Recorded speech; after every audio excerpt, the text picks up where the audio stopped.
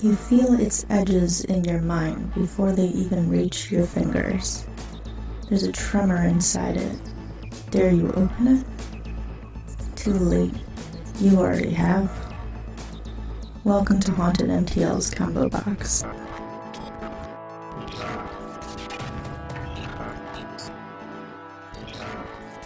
Hello and welcome to the Combo Box. Jan Brannyk here, and I am here with my new co-host and friend in misery, Audrey 3. Hello. So, as most horror fans do, we watched 31 horror movies in October and are now just settling back into sanity from that.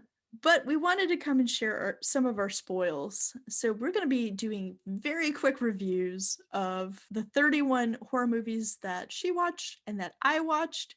And we get to ask one question for each movie and answer very quickly too. This is going to be a two-parter. So we're going to do 15 the first time and then 16 the second time. I think that's right. I think I can count. Sometimes. I remember when we had that discussion about like when the 1970s were. 20 years ago, I think. Not quite, but keep going. All right. So do you want to start off with number one? Okay, my number one was Shock, which I believe you watched as well. So my review is going to be full of like 2-word sentences for this one. Hell child, tiny scratches, big drama, excellent screaming, floating box cutter, so you know what kind of movie it is. Creepy horse art in the bedroom causes bad things to happen. Voodoo swing, that was an important thing.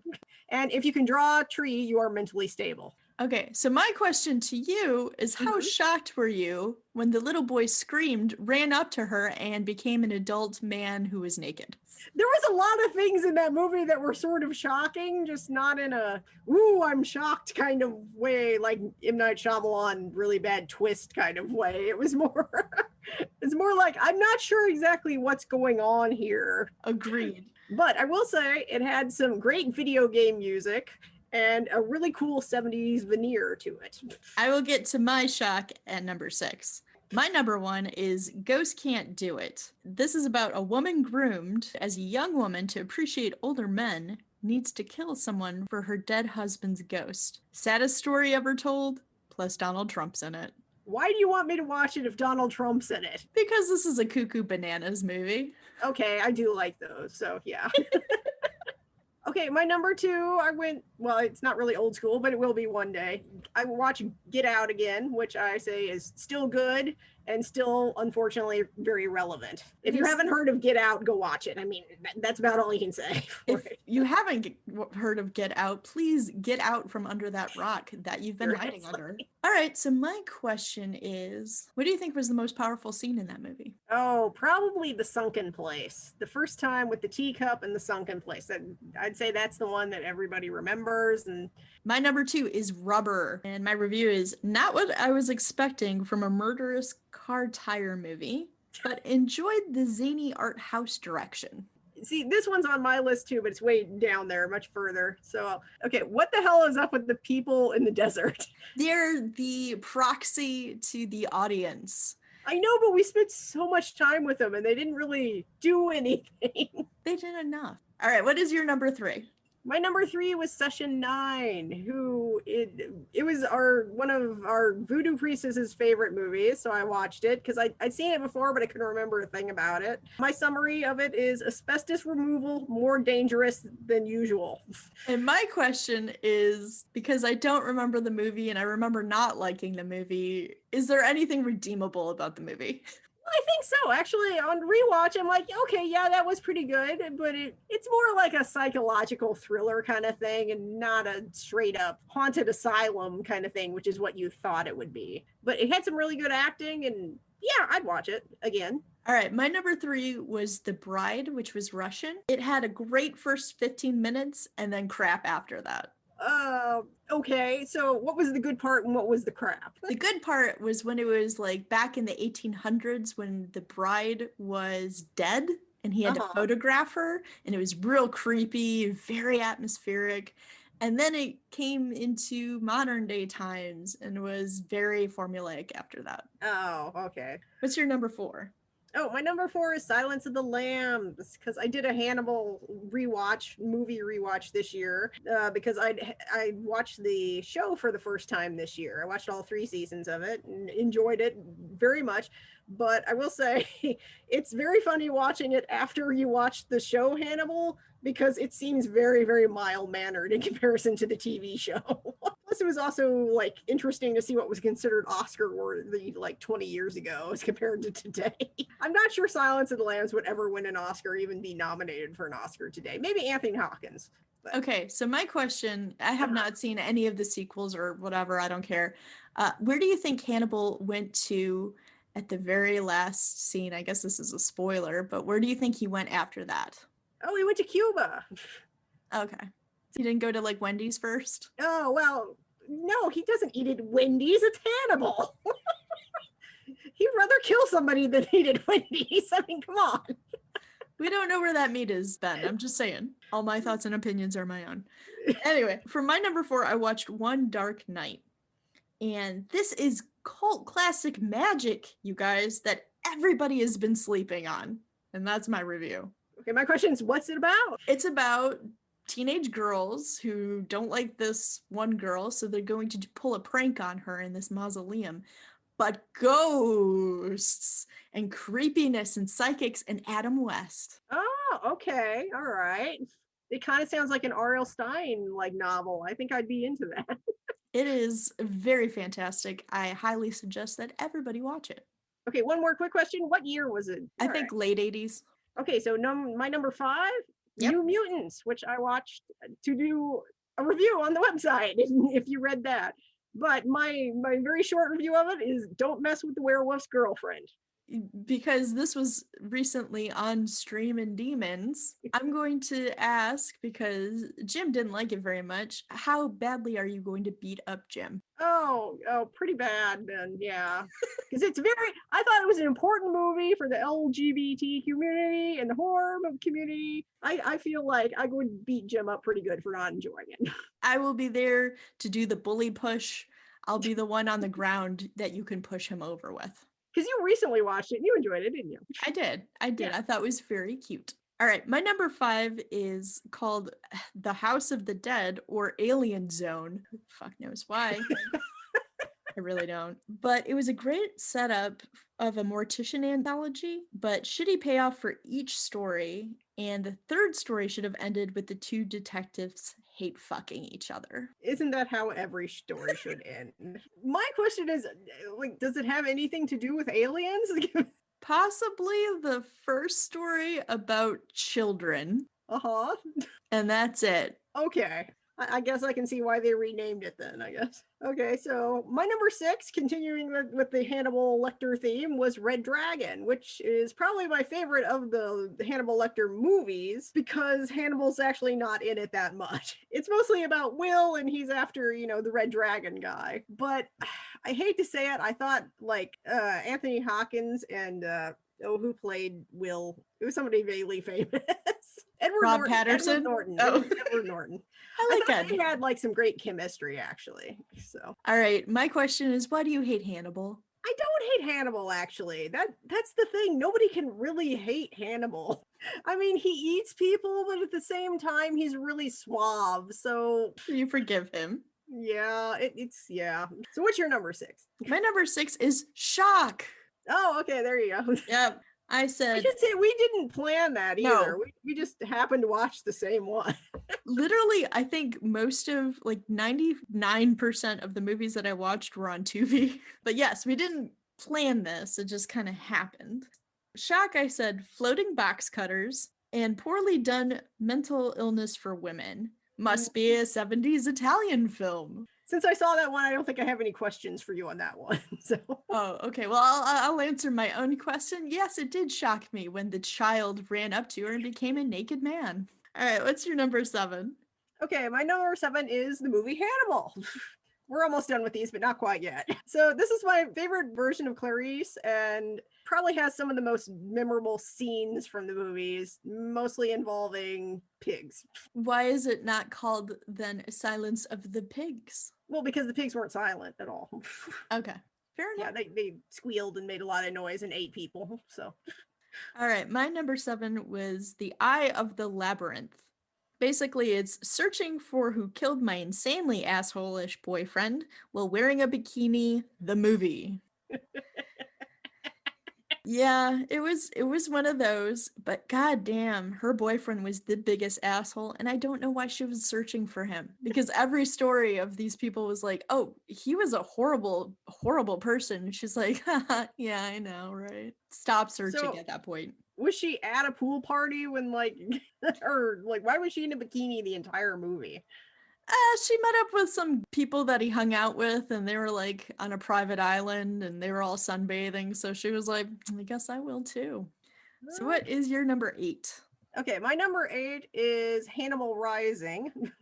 It's Oh my my last god. Hannibal movie. Okay.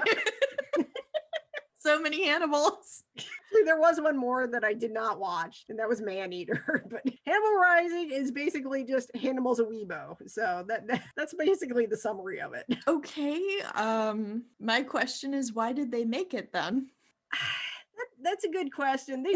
I mean, they wanted Hannibal's. People were, itching for Hannibal's backstory, and so it is Hannibal's backstory. But it's basically like Hannibal has a thing for his aunt, and like he gets into Japanese culture. Okay, sure. All right. For my number 8, it was a German film, so please forgive me if I say this wrong. Schramm? I will not forgive you for Schramm? that. You must, but you must. It's SCHRAMM, and it's just a serial killer and his prostitute friend and their wacky adventures, but it's not as fun as it sounds. Oh, that's disappointing. It was a bit. So, how old was this one? I think this one was in the 90s. Okay, okay. Definitely like art housey And kind was of it in thing. German or did you watch a dub? Oh God. Okay. If people have heard anything that I've talked to with Jim, because he is a dubbed and I am a subbed person, you get more inflection and more out of it if it's in its original. I know, but if it's a bad movie, sometimes dubs are kind of fun to watch. It was in its original German. Okay. Which I thought was kind of nice because it's a serial killer's talking. I'm like, yeah, German sounds about right. It's just a very guttural language. Anyway, what's your number 9? Okay, my number 9 was a movie called Vampire Ecstasy. Which, Is it gay? okay, yeah, okay.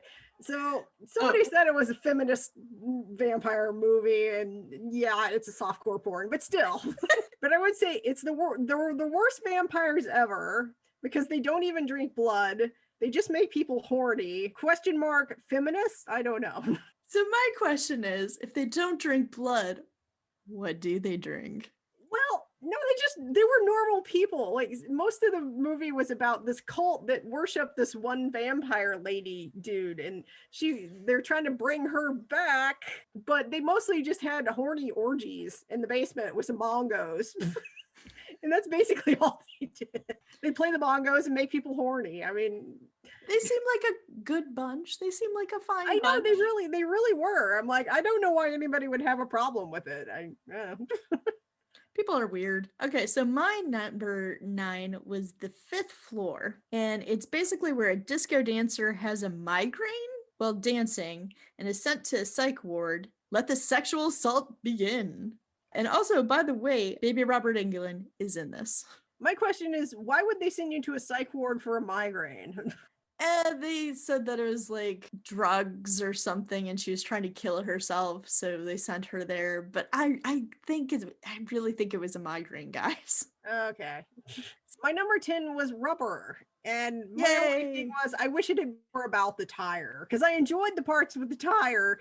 The people watching the tire out in the desert, not so much. So I'm like, if it had been all the tire, I think I would have been better with it. But overall, I enjoyed it. All right, did you like the romance between the tire and the lady? Because it brought some personality to the tire. I think it's not like I was like, oh, they're a cute couple, but I'm like, well, it gave the tire some motivation, So my number 10 was Invasion of the Blood Farmers. Mm-hmm. The And mine is some Kermit-sounding motherfucker fights against a cult of farmers in this Hammer-esque American horror movie. But he sounded like fucking Kermit, and it was obnoxious. So my question would be like, what were the farmers a cult of? I mean, I think druids or something like that. And they just were getting blood to bring forth their queen or whatever. okay. Yeah. They also sometimes ate people. I see. Okay, that's interesting. It wasn't a bad watch for a bad movie night. Okay. All right, what's your number 11? My number 11 was Soul Station, and you heard about this one a few times because, yeah, it fucked me up pretty good. And that's saying something. Yeah. It's an animated prequel to, I'm going to say this wrong because I always say it's wrong. You say it. Train to Busan, yes. It's the animated prequel to Train to Busan, and it's got like, average people trying to get out of the zombie situation. It doesn't go very well for anybody. So my question to you is, did you cry? No, I didn't cry. It was more shock, I guess. Psychological scarring? Yeah, kind of. Yeah. It's like, I really want these people to make it, but it really doesn't look like they're going to. Fair enough. I felt like that in the original Train to Busan. My number 11 is this fucking nightmare. Night Train to Terror. And my review is, what the fuck is wrong with this movie?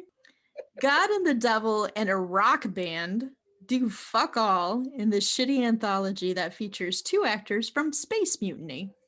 Oh, well, that sort of explains that, I guess. This fucking movie.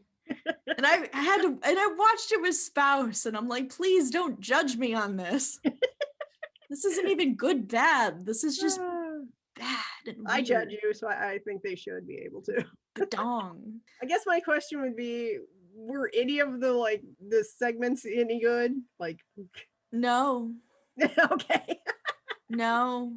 They were weird, had weird stop motion animation of a bug, and one of them, it was a fever dream. A bad one.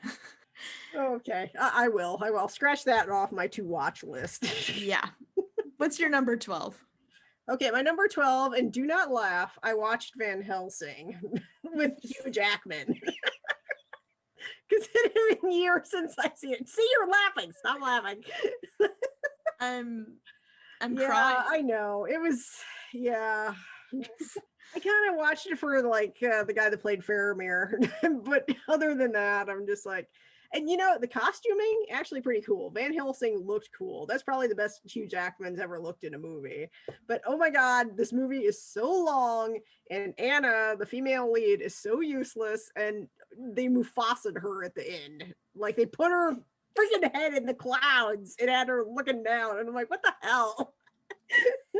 I mean, there's camp, and then there's whatever this is, which is just bad. I have only seen bits, and that was far enough for me. But the guy that plays Dracula, he is all in on that movie. Oh, yes. He is all in. Yes, he is 125%. They're like, we need you to be at a 10. He's like, a 25? Okay. I appreciate that. Yeah, I did too. I guess who is more obnoxious, the wives or the main lead female? No, I actually didn't mind the wives so much. I kind of liked the wives because, like Dracula, they were sort of all in on it. Especially the redhead, whose name I can't remember. But yeah, Anna was just so useless. It's like completely useless. I know she was supposed to be badass, but no. So my number 12 was, and this is a weird one, and I know it has different names, but this is what I knew it as, was Unmasked Part 25. Okay. And my review is Jason falls in love. And it's honestly a sweet and funny and refreshing horror romance. Oh, okay. I guess my question is, there 24 of these before this one? It is mentioned in the film, but yes, pretty much kind of in the film, not in the actual movie series. But he's obviously not Jason, but it is the hugest archetype of Jason complete with mask, and it's just endearing. So I recommend it. I might actually do a full review of it too on the site, because You must have really liked it then. I did. It was one of the top 5 of this year. Very much underrated because I don't hear people talking about it. All right, so what is your number? 13. 13. 13. We're on 13. Okay, I watched a movie called Angelica, and 5 words: naked, blue, erect, ghost bacteria. Those are 5 words you don't usually hear together. No. But that was in the movie, yes. So my question is, do I need to wear a condom when I watch this movie? Are you into bacteria? Like floating erect blue bacteria? I mean, you might want to. It sounds like there's some kind of STD along with this movie. Let's just say sexual frustration plus anxiety is a really bad mix in Victorian times, I guess. So fair enough. Yeah. All right, my number 13 was The Last Slumber Party. And yes, I did watch the MST3K version. I wanted to have some fun. Okay, that's fine.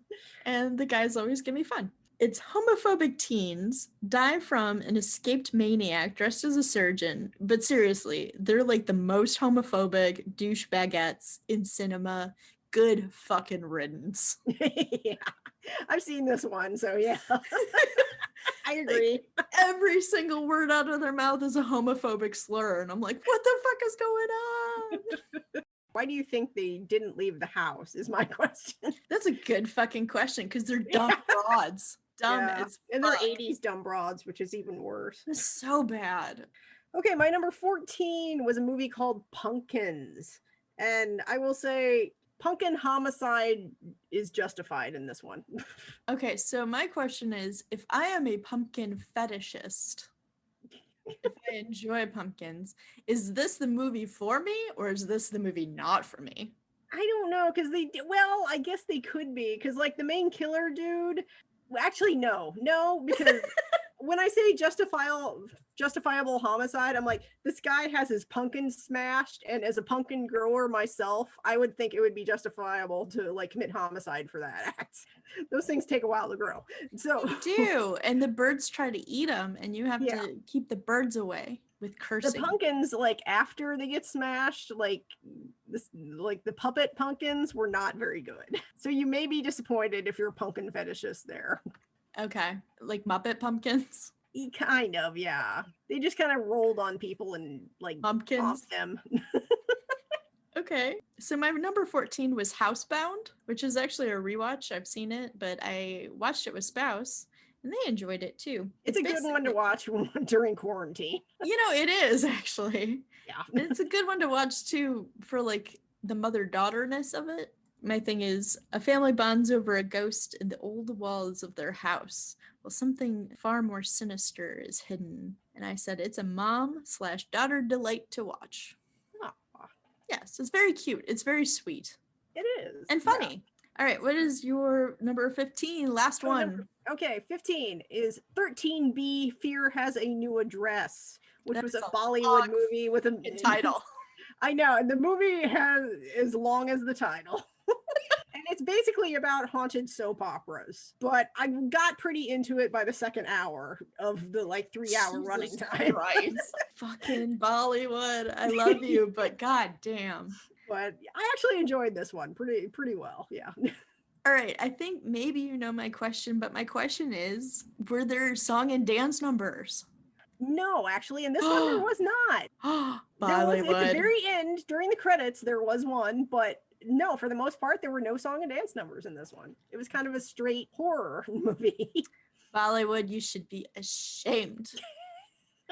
I come for the songs and the dancing, no matter how stupidly in the plot it is. Honestly, more American like action movies could use song and dances. Right.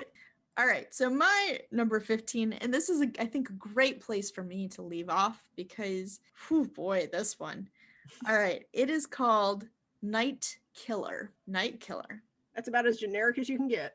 As generic as you can get. However, oh my fucking god, all I have to say is that it's by the director of Troll 2. Every scene is bonkers, cuckoo, bananas crazy, and it is a fucking sight to behold. I guess my question would be, is there a popcorn scene in it? Or anything equivalent to the popcorn scene? Yes, there is. Oh, awesome. There's awesome. a fucking Kentucky Fried Chicken scene. Okay. This sounds fabulous. Go watch, people. It is fucking cuckoo bananas. And what was the name of that one again? I'm writing that one down. And you'll have to write it down because it's so fucking generic. Night Killer. Yeah, Night Killer. Oh, it sounds like a treat. It is. So that is 30 movies that we've watched. Some recommend, some not recommend. Is there anything that you would like to plug? Well, I just reviewed a Max Brooks book called De-Evolution. It's about Bigfoot, if Bigfoot was a giant chimpanzee. So you can go read my review. I would not recommend reading the book. It's a funny review, though. I'm going to plug the Stitch Keeper because she's on Twitter at Stitch Keeper, I believe. But I'm going to be getting a commissioned doll from her soon. Ooh. Coming up. So, but that's all I've got to plug. We will see you next time when we have more. Please listen to our next one. Thank you for listening. We'll see you next time. See ya.